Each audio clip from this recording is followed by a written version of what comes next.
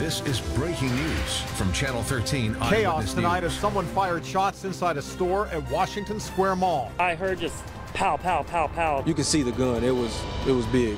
Customers, some of them with their children, scrambled for safety. Several of them wounded. My first thought was, okay, if I had to hide, where would I hide? And now police are revealing what led up to the violence.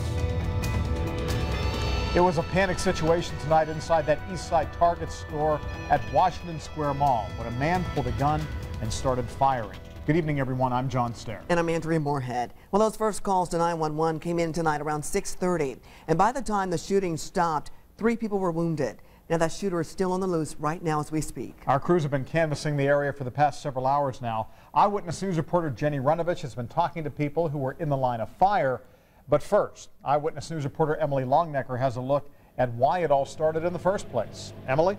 Well, John and Andrea, police say the suspect and his intended target knew each other and had some sort of issue, but just what that issue was, though, police are not saying. Whatever it was, though, say police, it led the suspect to come to Washington Square Mall, go inside the mall, have words with the victim, and start shooting.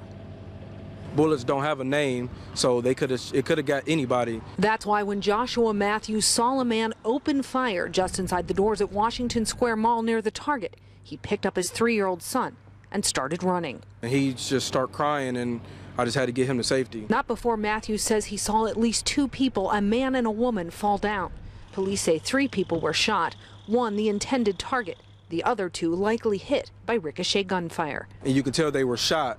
So, I mean, didn't nobody have time to really go back and see if they're okay? Because, I mean, when you hear a gunshot, your first instinct is to run. So that's what Matthews did through nearby Burlington Coat Factory and finally outside to his car. Police say this all started when a man came into the mall just after 6 and went up to a man he knew and started shooting. It's not a random act, and it looks like the suspect and the victim knew each other. We have a pretty good idea that these two had something going on. What that is, though, police can't say until they interview the targeted victim.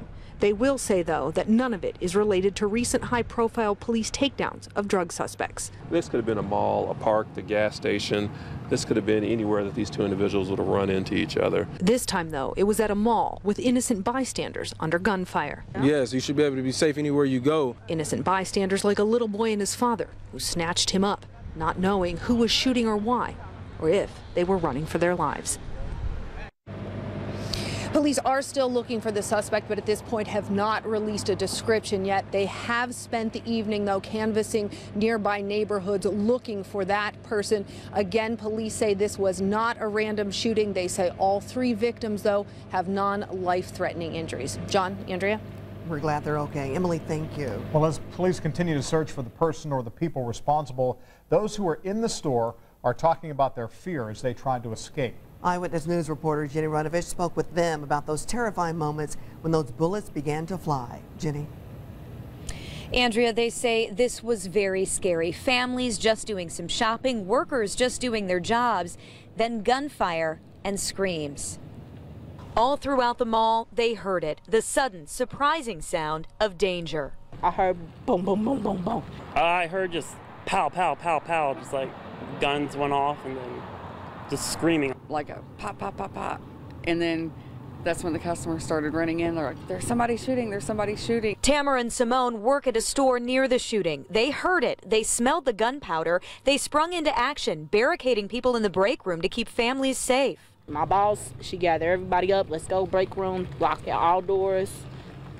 That's it. Same thing happened inside Target. Just freaking out. The store was a madhouse at the time. Where Jacob Laffey was shopping with his dad. At first, he describes chaos. Just everyone running around, screaming, panicking, moms trying to get their young kids together and everything.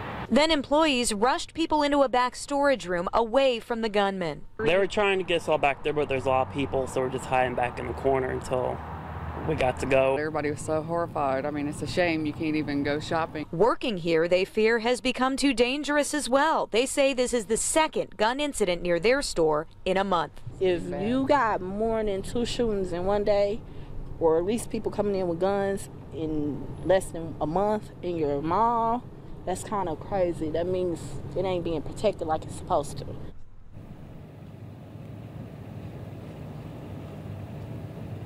Those employees say they now simply fear for their jobs just coming to work at the mall. Even though they love their jobs, they say they'd like to see more security patrolling inside Washington Square Mall. And frankly, they also say they'd like to see those security guards armed. John and Andrea. You can understand their concern. Thank you, Jenny Runovich, out on the east side tonight. And as for the company in charge of Washington Square Mall, they say they were fully cooperating with that ongoing police investigation. The property manager just released a statement to Eyewitness News that reads in part, "The safety of our shoppers and employees is our top priority. As part of our commitment to promoting a safe shopping environment, we maintain a highly trained staff that is prepared to respond to a variety of emergency situations. We take numerous proactive measures and coordinate very closely with local officials as a best practice. Our thoughts are with the victims and their families during this difficult time." And we have more live coverage still ahead here on the Night Beat as we learn more about the shooting at Washington Square Mall. We will take you back to the mall where police are still gathering evidence in a few minutes. And you can also follow our updates throughout the night at WTHR.com, on social media, and tomorrow morning here on Channel 13 on Eyewitness News Sunday.